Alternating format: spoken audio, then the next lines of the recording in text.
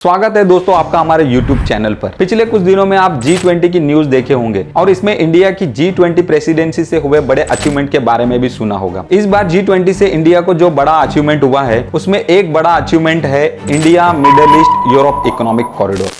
The India-Middle East-Europe Economic Corridor is a partnership of immense strategic importance and is set to reshape the world of logistics. IMEC unites nations with shared interests, fostering ties and promoting peace, while overcoming hurdles and deepening engagement with the Arabian Peninsula. Middle east corridor एक business trade corridor है। ये एक root है जहां से India अपने goods and services को अब पहले से भी कम समय और कम खर्च में यूरोपियन कंट्रीज तक पहुंचा सकता है। यूरोपियन कंट्रीज इस मिडिल ईस्ट कॉरिडोर को चाइना के वन बेल्ट वन रूट का रिप्लेसमेंट कंसीडर कर रहे हैं। इंडिया और यूरोपियन कंट्रीज इंपोर्ट और एक्सपोर्ट के लिए चाइना का वन बेल्ट वन रूट छोड़कर इस मिडिल ईस्ट कॉरिडोर को इस्तेमाल करने के लिए एग्री हो गए हैं और इस बार की G20 समिट में 8 कंट्रीज ने इस मिडिल ईस्ट कॉरिडोर के एमओयूज पर साइन भी कर दिया है। आइए देखते हैं आज के वीडियो में क्या है ये India middle east Europe economic corridor और अमेरिका और यूरोपियन कंट्रीज चाइना के वन बेल्ट वन रोड को छोड़कर इस मिडिल ईस्ट कॉरिडोर में क्यों इंटरेस्टेड है। We'll build a new corridor of peace and prosperity that connects Asia through the UAE, Saudi Arabia, Jordan, Israel to Europe. It's called the India Middle East Europe Economic Corridor or IMEC. The corridor will link India with the Middle East and Europe. China's Belt and Road Initiative has a new challenger. जैसे कि हमने बताया ये middle east corridor एक world business trading route है जो Asia को European countries से कनेक्ट करेगा। सबसे पहले हम देखते हैं इस मिडिल ईस्ट कॉरिडोर का रूट क्या है। इस मैप में आप देख सकते हैं कैसे हम इंडिया से मुंबई या गुजरात के पोर्ट से गल्फ कंट्रीज तक पहुंचेंगे, जिसमें दुबई और सऊदी अरब से होते हुए जॉर्डन और इजराइल को क्रॉस कर ग्रीस तक पहुंचा जाएगा। ग्रीस को यूरोपियन कंट्रीज का गेट भी कहा जाता है। इसके बाद ग्रीस से होकर यूरोपियन कंट्रीज तक पहुंचा जाएगा। इस कॉरिडोर को मल्टी कॉरिडोर भी कहा जा रहा है क्योंकि इसके 2 हिस्से हैं। पहले हिस्से में ये इंडिया को अरब गल्फ कंट्रीज तक जोड़ता है जिसे ईस्टर्न कॉरिडोर कहा जा रहा है। दूसरे हिस्से में यह अरबियन गल्फ कंट्रीज को यूरोप से जोड़ता है जिसे नॉर्दर्न कॉरिडोर कहा जा रहा है। इसमें इंडिया को समंदर के रूट से यूएई तक कनेक्ट किया जाएगा।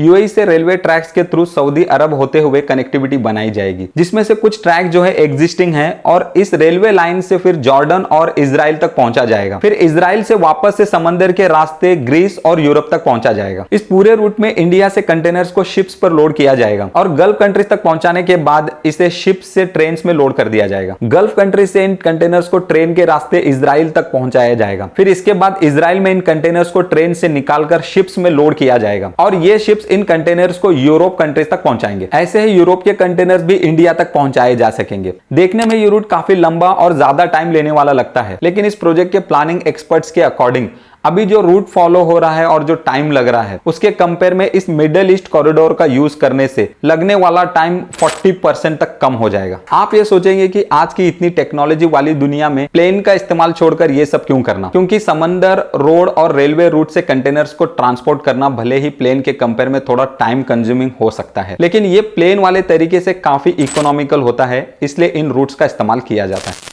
आज की डेट में जो रूट यूज किया जा रहा है ट्रेडिंग के लिए वो स्विस कैनाल से होकर यूरोप कंट्रीज तक पहुंचता है, लेकिन पहले एशिया से यूरोप जाने के लिए साउथ अफ्रीका के नीचे से होते हुए केप ऑफ गुड होप एक जगह है, वहां से होकर जाना पड़ता था जो कि काफी लॉन्ग रूट था। इसके कंपेयर में स्विस कैनाल वाला रूट इस्तेमाल करने से टोटल में लगने वाला टाइम 2 हफ्ते तक कम हुआ है। इसलिए अभी जो एग्जिस्टिंग ट्रेडिंग रूट यूज हो रहा है India, China, south east Asia को यूरोप से जोड़ने के लिए वो स्विस कैनाल से होकर जा रहा है। लेकिन European commission president Ursula von der Leyen का कहना है अब जो नया middle east corridor route plan किया गया है ये रूट इस स्विस कैनाल रूट से भी 40% कम टाइम लेगा एशिया को यूरोप से जोड़ने में।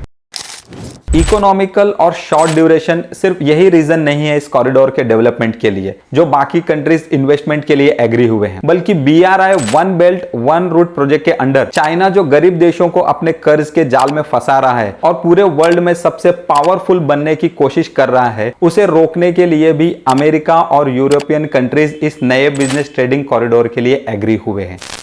इसे शॉर्ट में समझते हैं कैसे चाइना गरीब देशों को अपने कर्ज के जाल में फंसाता है। चाइना के प्रेसिडेंट शी जिनपिंग का ड्रीम प्रोजेक्ट है कि ग्लोबली जो भी ट्रेडिंग हो उसके लिए लगने वाला सारा इंफ्रास्ट्रक्चर, चाहे वो रोडवे हो, रेलवे हो या फिर समंदर के रास्ते ट्रेडिंग करना हो, ये सारा इंफ्रास्ट्रक्चर चाइना ही बनाए और उससे चाइना पूरी दुनिया में इजीली इंपोर्ट एक्सपोर्ट का बिजनेस कर सके और पूरे वर्ल्ड में सुपर पावर कंट्री बन सके। इस प्लान में आप देख सकते हैं चाइना जो है पूरे वर्ल्ड में ट्रेडिंग करने के लिए कैसे रूट प्रपोज किया है। इस मैप में चाइना जिस कंट्री से भी होकर जाना चाहता है, अगर उस कंट्री के पास पोर्ट बनाने के लिए अवेलेबल फंड नहीं है तो चाइना खुद इसके लिए इन्वेस्टमेंट करने के लिए प्रपोजल देता है और जब पोर्ट बन जाएगा तो ये कंट्रीज इस पोर्ट से रेवेन्यू जनरेट कर उसको रीपेमेंट करे। लेकिन इसमें कुछ चीजें बाहर निकल कर आई कि चाइना का रेट ऑफ इंटरेस्ट जो है वो बहुत हाई है। कुछ हिडन कंडीशंस भी देखने को मिली और कुछ पोर्ट्स में करप्शन भी देखा गया है। अगर ये पोर्ट्स डेवलप होने के बाद पैसा नहीं कमा पाए और चाइना का रिपेमेंट नहीं हुआ तो चाइना इन पोर्ट्स पर अपना कब्जा कर लेता है। श्रीलंका के इकोनॉमिक क्राइसिस के पीछे भी चाइना का बड़ा रोल बताया जा रहा है। ऐसे ही चाइना ने श्रीलंका के हम्बनटोटा पोर्ट को डेवलप किया था और रीपेमेंट नहीं हो पाने पर श्रीलंका से वो पोर्ट खरीद लिया है। श्रीलंका इकोनॉमिक क्राइसिस पे हमने डिटेल वीडियो बनाया है, डिस्क्रिप्शन में दिए गए लिंक पे जाके बाद में आप इसे चेकआउट कर सकते हैं। सिर्फ श्रीलंका ही नहीं, Pakistan, Zimbabwe, African countries, Argentina, Kenya, Malaysia और भी कई कंट्रीज है जो चाइना के इस जाल में फंसे हैं।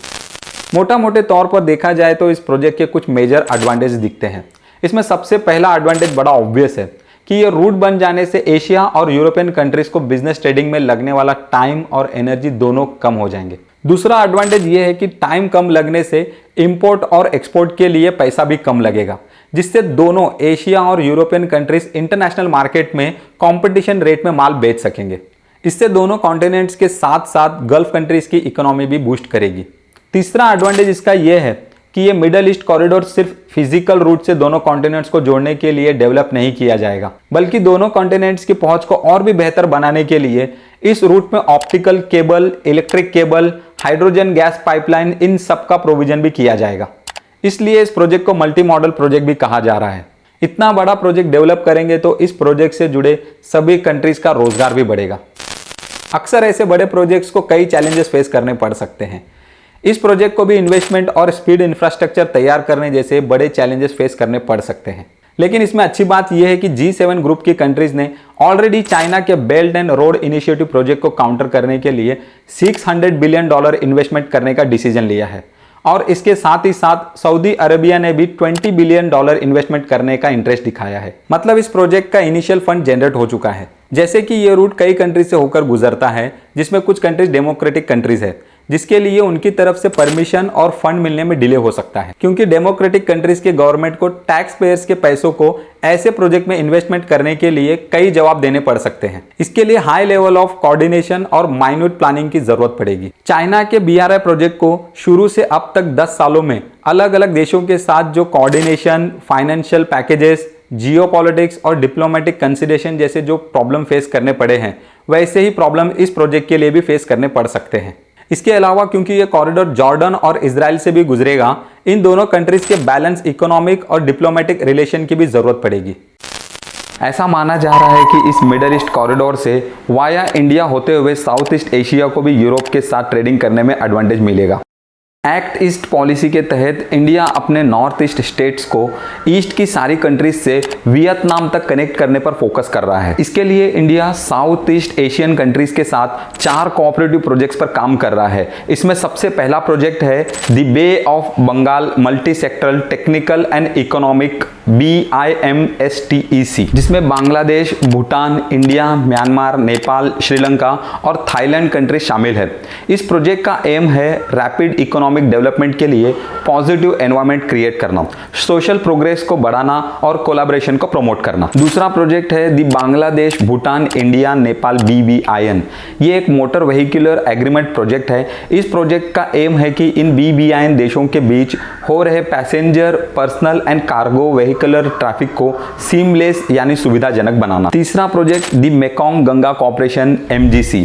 ये project India, Thailand, Myanmar, Cambodia, Laos Laos और वियतनाम से बना है। इन मेंबर देशों के बीच गहरे संबंध और बेहतर समझ को बढ़ाने का एम है इस प्रोजेक्ट का, ताकि फ्रेंडशिप, सॉलिडेरिटी एंड कोऑपरेशन को बढ़ावा मिल सके। इंटरस्टेट मूवमेंट एंड ट्रांजिट को फैसिलिटेट करना, रीजन में गुड्स एंड लोगों के ट्रांसपोर्ट और गंगा मेकोंग बेसिन में नेसेसरी इंफ्रास्ट्रक्चरल फैसिलिटीज को बनाना भी इस प्रोजेक्ट का एम है। चौथा प्रोजेक्ट है दी आयावाड़ी Lao PDR Chao Phraya Mekong economic cooperation strategy, ACMECS। ये project India, Cambodia, Myanmar, Thailand, Lao PDR और वियतनाम से बना है।